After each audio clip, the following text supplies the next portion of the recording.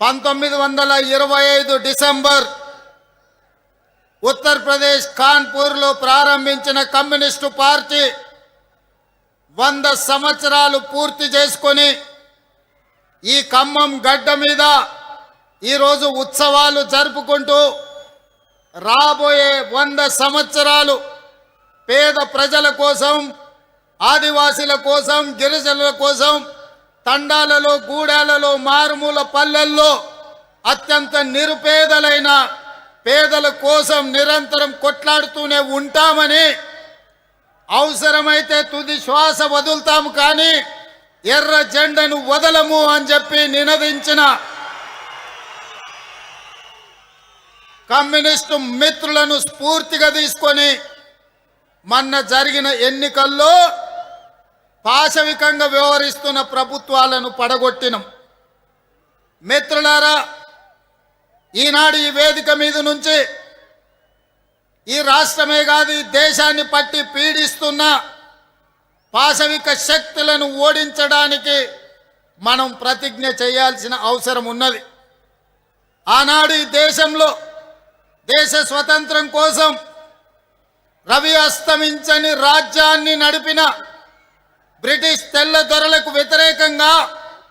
140 సంవత్సరాల అనుభవం ఉన్న ఇండియన్ నేషనల్ కాంగ్రెస్ 100 సంవత్సరాలు అలుపెరగని పోరాటం చేసిన కమ్యూనిస్టు సోదరులు కొట్లాడితేనే ఈ దేశానికి స్వతంత్రం వచ్చింది. స్వతంత్రం వచ్చిన ఈ దేశంలో పేద ప్రజల కోసం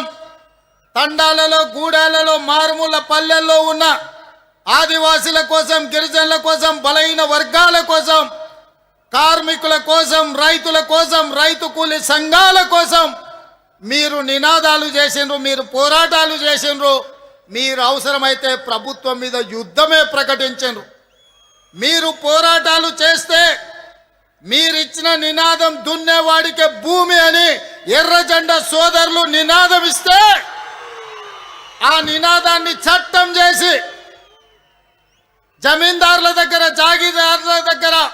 భూస్వాముల దగ్గర ఉన్న లక్షలాది ఎకరాలను ఆనాడు బూర్గుల రామకృష్ణారావు గారు, పివి నరసింహారావు గారు, శ్రీమతి ఇందిరాగాంధీ గారు అగ్రికల్చర్ సీలింగ్ యాక్ట్ తీసుకొచ్చి లక్షలాది ఎకరాలను భూస్వాముల నుంచి గుంజుకొని పేద ప్రజలకు పంచిపెట్టిన చరిత్ర కాంగ్రెస్ పార్టీది. అదేవిధంగా రైతు కూలీలు వెట్టి చాకిరి చేస్తుంటే, దొరల గడీల దగ్గర బానిసలుగా బతుకుతుంటే, వాళ్ళ హక్కుల కోసం వాళ్ళ రక్తాన్ని చెమటగా మార్చి గడీలలో గుమ్మీలు నింపుతుంటే రైతు కూలీ చట్టాలు ఉండాలి, రోజుకు 8 గంటల శ్రమకు కూలి ఇవ్వాలి అని మీరు పోరాటాలు చేస్తే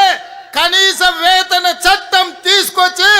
ఆ కార్మికుల కోసం, కర్షకుల కోసం చట్టాలను, శాసనాలను చేసింది కాంగ్రెస్ పార్టీ. అదేవిధంగా ఈ భూమి మీద ఏ వస్తువు ఎవరైనా తయారు చేయని,